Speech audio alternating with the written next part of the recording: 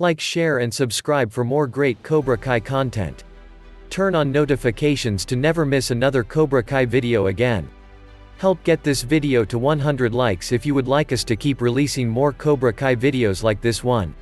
Please share this video on Facebook, Twitter, Reddit, Instagram and other social media platforms, to help new and old fans find these Cobra Kai videos. This fanspiration was written by All Valley Girl. Please remember to support the writers on social media. In today's story, when Johnny comes to Daniel to ask for help with Kreese, Daniel's assumptions are challenged. Today we look closer at Daniel's point of view. And now let's begin. It's storming and Daniel's sitting cross-legged in the living room, relaxing with a cup of matcha. He likes the sound of the warm California rain hitting the red clay tiles of his Encino hacienda. He takes in the comfort of the tall stucco walls surrounding him, the security that his home is his, that he will provide for his kids and his wife no matter what. Not that Amanda needs providing for. That's comforting, too. It's cluttered though, in a way it wasn't 5 years ago. Less peaceful. They've been too busy to properly care for their home. Daniel used to clean in his free time. He liked it, washing the windows rhythmically, sweeping the wide, open wood floors in the manner Mr. Miyagi taught him. Ironic, considering how he'd complained about it as a teen. But he hasn't had a chance to clean in a long time. Or maybe he hasn't made it a priority. They hire a housekeeper twice a week, an elderly Hispanic woman who doesn't speak a lick of English. They hire out for lawn work and small household repairs. They order takeout more often than they should. It's not something he's proud of. He's actually alone for once. Amanda's picking up Anthony from a friend's house, and Sam and Robbie are in the home dojo practicing. He's not going to think too hard about what they're practicing. It's rare he gets a quiet moment to himself these days. When he's not running the dealership or running his household, trying to bond with a son who's not interested, trying to understand a daughter who, despite being interested again, is going through all the teenage hormones and hysterics that make fatherhood impossible. When he's not trying to sneak a moment alone with Amanda, he's at the dojo, trying to save kids from an influence that should have been put to rest in 1985. With Kreese back running Cobra Kai, all his worst suspicions about Johnny have proven true. He's thought about Mr. Miyagi often lately. Maybe more often than is healthy to reflect on the past. But he's always gone back to his old mentor whenever anything in his life gets confusing. He thought he'd found stability, a sense of balance. He'd thought he'd become a good man, the type of man Mr. Miyagi would be proud of. And then Johnny Lawerence had to show up at LaRusso Auto, a ghost from his past. Or skeleton, more like. And with the slightest, immature temptation in that graffiti, Daniel had given into his old, stubborn, hot-headed ways. The same reckless self-destruction that drove a friendless, skinny kid to dump ice-cold water on his bullies unprovoked came out in a man who used his social influence to get the rent raised on an entire strip mall as a petty comeback for his childhood bully. Now that Daniel's had time to cool off, he sees it was exactly the sort of stunt he'd expect those blonde, rich, Cobra Kai kids' banker daddies to pull on weekends for fun back in the 80s. Sometimes it scared him.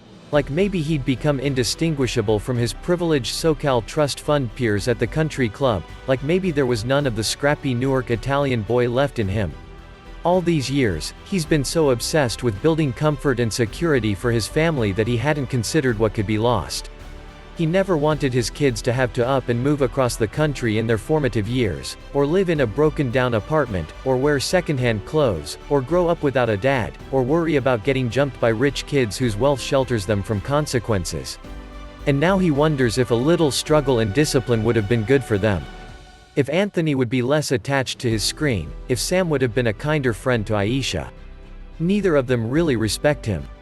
He doesn't have all the answers, but if there's one thing he does know, it's karate. It's the peace and contemplation found in the kata, the love between a student and his sensei, the self-worth that can be built in blocks and kicks and the knowledge that because you can defend yourself, you might never have to. Karate is the family you create, the family that goes deeper than blood ties. He isn't going to give into his old self again. Miyagi-Do is proof enough. Robbie is proof enough. Daniel's given his students a haven, just like Mr. Miyagi gave him when he needed it most. Daniel blinks as headlights pierce the fog and illuminate the rain. Tires screech to a halt on his driveway, the sharp stop of anger or desperation, or both. Not now. Daniel huffs in annoyance, places his teacup on the coffee table where it rattles, and heads to the door. He cracks it open to the sight of Johnny's fist raised, ready to knock, and blanches for a second at old memories when Johnny's fist was raised for an entirely different reason. Johnny's supporting his student with his other arm, Miguel, the one who was an asshole to Daniel's little girl. But now is not the time to pull the protective father act, because the boy looks beaten within an inch of his life, his bloody shirt tied around him as a makeshift bandage, and the terror on Johnny's face sends chills down Daniel's spine. He opens the door wide and steps aside to let them in. "We need to talk," Johnny says. "No shit." "Here," Daniel says, taking command of the situation, not even questioning why Johnny has come to him, of all people. "Let's get him on the sofa." He supports the injured kid at the opposite shoulder and the two rivals assist him in surprisingly easy tandem to the other side of the room. They're helping Miguel lie down when footsteps pound in from behind. "That's my dad's car." Robbie's shouting between huffs of breath. "What's going on?" And Daniel knows exactly when they enter the room because Robbie says, "Dad," in a quiet, worried voice, and Sam cries, "Oh my God, Miguel." Daniel and Johnny turn instinctually to their kids. Sam's hand is covering her mouth. She steps toward them but Robbie puts his hand on her wrist and she hesitates. "Is Miguel okay?" she asks, voice pitched high with worry. "He'll live," Johnny answers. "What happened?" Robbie asks. Johnny hesitates, ashamed. Kreese got carried away.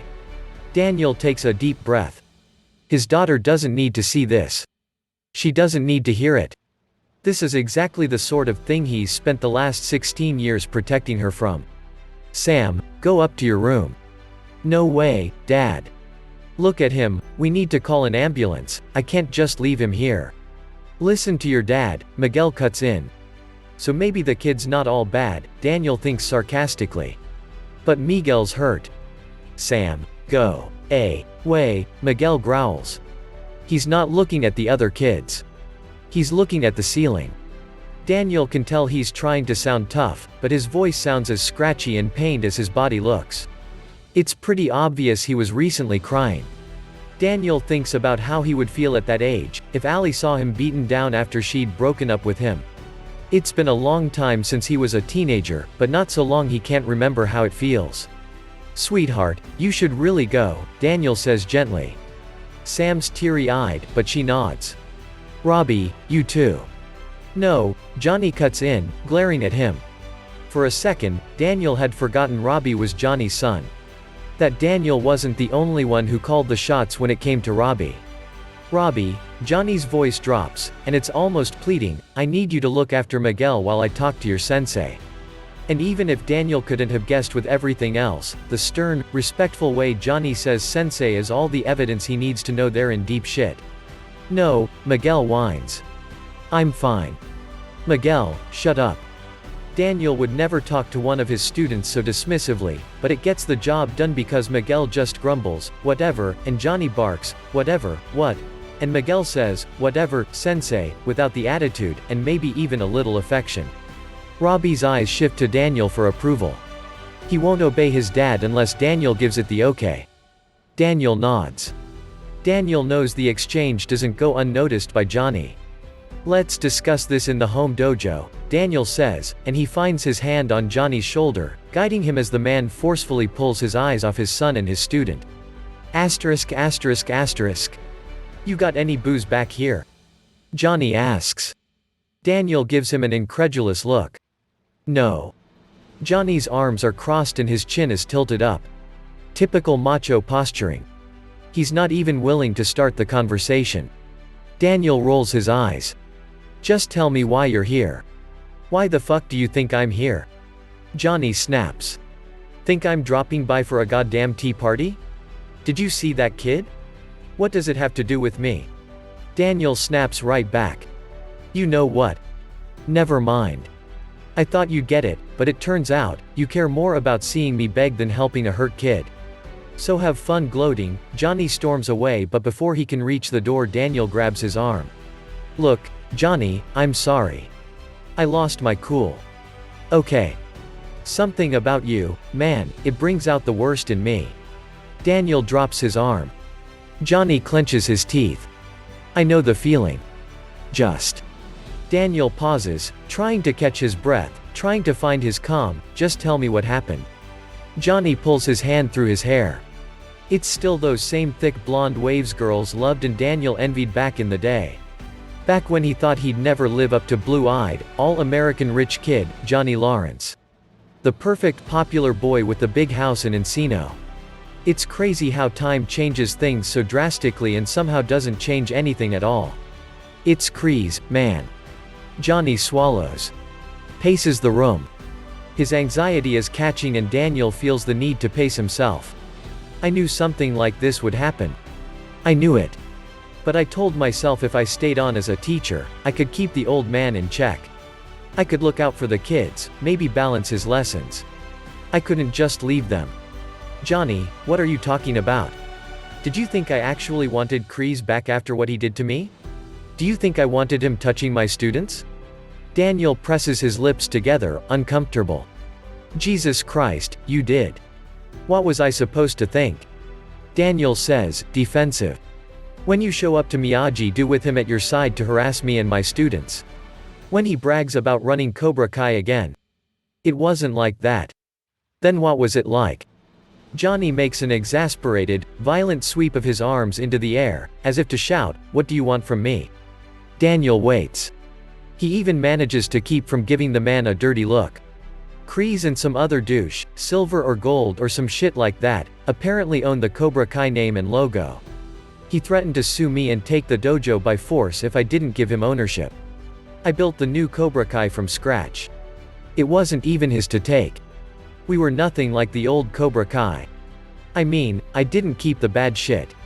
I kept the good stuff. Like the kick-ass snake.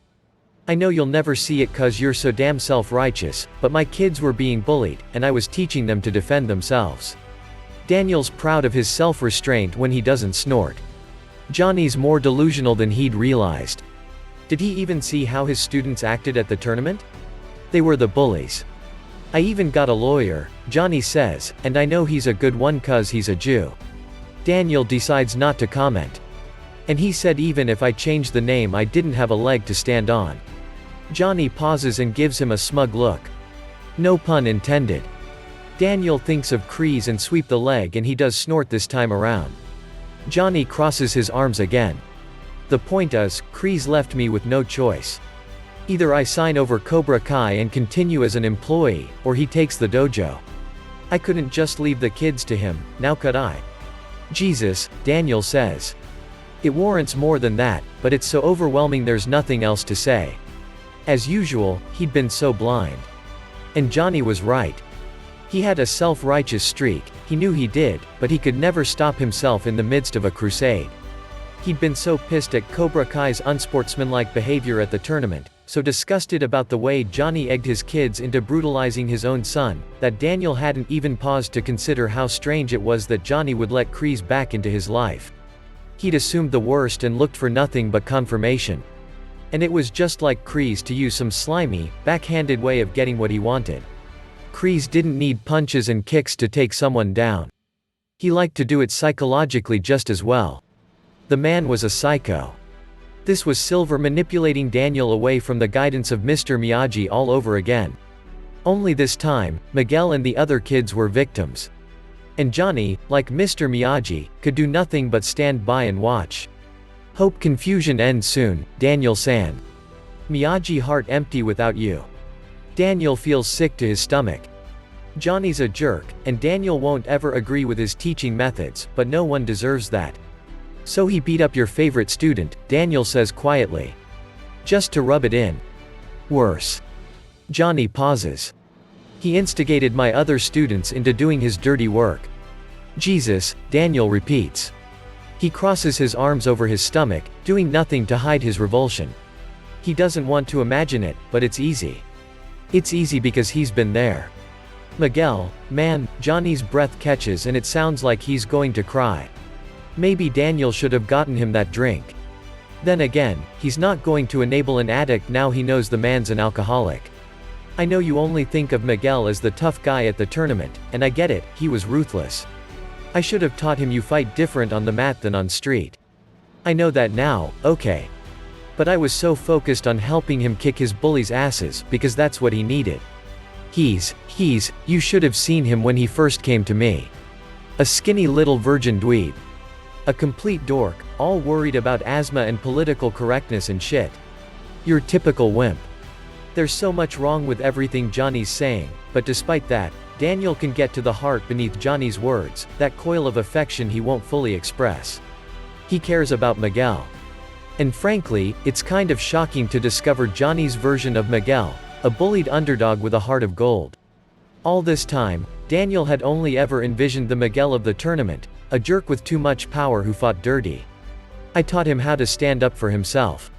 I taught him not to take anybody's shit. I taught him to be a man. And Kreese had to come along and undermine everything. Reinforcing the harshest shit meant only for extreme situations, tearing Miguel down, turning my students against each other. Man, you should see Hawk. He's unrecognizable. And not that in that cool, alpha way anymore. He's a monster. Kreese screwed with Miguel so badly that he'd take any abuse just to prove himself. It makes me sick, man. Sick. You saw what he looks like. Johnny gestures sharply to the door. That's what it took to knock some sense into him. That's how far it had to go before Miguel accepted my help. It went pretty damn far for me, too, Daniel admits. What are you talking about? This time, it's Johnny who asks. Asterisk. They're sitting side by side on the floor of his home dojo. Daniel's cross-legged with his elbows resting on his knees, as if his meditative pose could make the situation any better. He feels the start of a migraine pulsing at his temples. He's drained. He's just opened up to Johnny about the darkest period in his life, told his supposed enemy things he's never told anyone but Amanda. His shoulders are tense and he tries to keep a sharp awareness of his breath and body, anything to distract himself from how vulnerable he feels.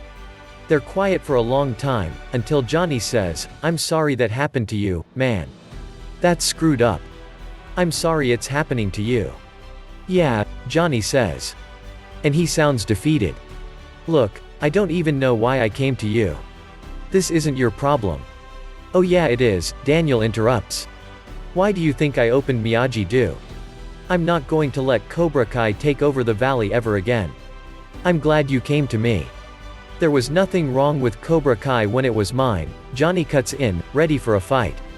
Daniel lets that one slide, and they slip back into almost companionable quiet. So what are we gonna do? Johnny asks eventually. I mean, I'd have beaten him up already if that would solve the problem. He's old, I can take him, but he's brought the law into things like a pansy. And he's turned the kids against me. The ones who are left, at least. Across the room, from a framed black and white photograph, Mr. Miyagi gazes down on them, proud and wise. Daniel stares at the image, longing for the days when all he had to do was turn to him to find his way. Now, he has to search within himself. There's no one there to tell him right from wrong and it's hard. It's damn hard. What if you quit Cobra Kai and worked with me? It's quiet, uncertain. Johnny stares at him. A little annoyed, not comprehending. I mean, I know a lot about cars. And yeah, it'd be better than being unemployed, but I can't just leave the kids to Kreese. The man tried to kill me and he could have gotten Miguel killed tonight. What kind of monster do you think I am? No. I don't mean at the auto shop. I mean at Miyagi-Do. Johnny's stare widens, and Daniel rushes in, talking too fast as his crazy idea forms more quickly than his words. I'm spread too thin as it is, trying to run LaRusso Auto and the dojo at the same time.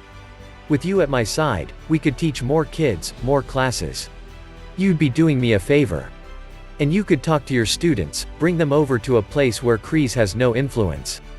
If it comes down to it, I'll get a restraining order so he can't get anywhere near the dojo. I don't know, man. But Daniel can hear Johnny's resistance waning already. He likes the idea. Weirdly enough, it's starting to grow on Daniel, too. It'd be great. Think about it, Daniel says in his best car salesman voice. I only have 8 students. I can't take on more with my other responsibilities. You'll bring in a lot more students, I own the property and pay the bills, and we can split profit 50-50. Sounds fair, yeah. I'll focus my training on kata, meditation, and conditioning, and you can work with the kids on advanced defense and combat techniques. Daniel shrugs. I like the slower stuff anyway. More my style. Johnny gives him a smug look. Daniel knows he's using all his self-restraint from blurting out bitch or pansy or some other emasculating insult. Let's just get one thing straight, though, Daniel adds. I knew there was a catch. None of this strike first, strike hard, no mercy crap. Johnny opens his mouth to interrupt and Daniel holds out a hand for silence. No. At Miyagi-Do, we follow the philosophy of Mr. Miyagi. And that means fighting is only ever a last resort. It is only ever used as self-defense. We don't strike first. Our karate is a way of life. It's not some flashy sport that we show off at tournaments to win a plastic trophy. Yeah, it's a gimmick you use to sell cars. Daniel reddens at that and his chest tightens. It's not a gimmick, he says through clenched teeth. Sure looks like a gimmick. And you're gonna have trouble keeping students if you don't take them to tournaments and demonstrations, Johnny pushes. Boys need an outlet for their aggression. And parents want to see what they're paying for. They want real results. Daniel huffs. I'll think about tournaments. So long as you stick to the principle of self-defense. We don't strike first. Fine. Whatever. Johnny's not happy about it, but he at least agrees to it. But don't expect me to use your pushover methods with my students. Our students, Daniel says. Our students, Johnny agrees. And my methods aren't pussy. They're absolutely pussy. Shit man, you need to lay down the law. Do you see how your own children talk back to you? They've got no respect. Daniel clenches his teeth, biting back a retort. He knows he's largely angry because Johnny has a point, even if he's doing a crude job of making it. Daniel lets Sam and Anthony walk all over him. But he's not going to take parenting advice from a dad who abandoned his son. Or at least he's not going to admit to considering it. I was pretty impressed with the respect Miguel showed you back there in the living room, he says begrudgingly. But that language. You're gonna have to work on it. You can't curse in the dojo. I don't like the sexism, either. That doesn't fly with kids these days. They're smarter than we were. I'm not one for censorship. Daniel rolls his eyes. He hops to his feet, swipes off the front of his trousers. You're not one for filters, more like. Johnny jumps up too and smirks.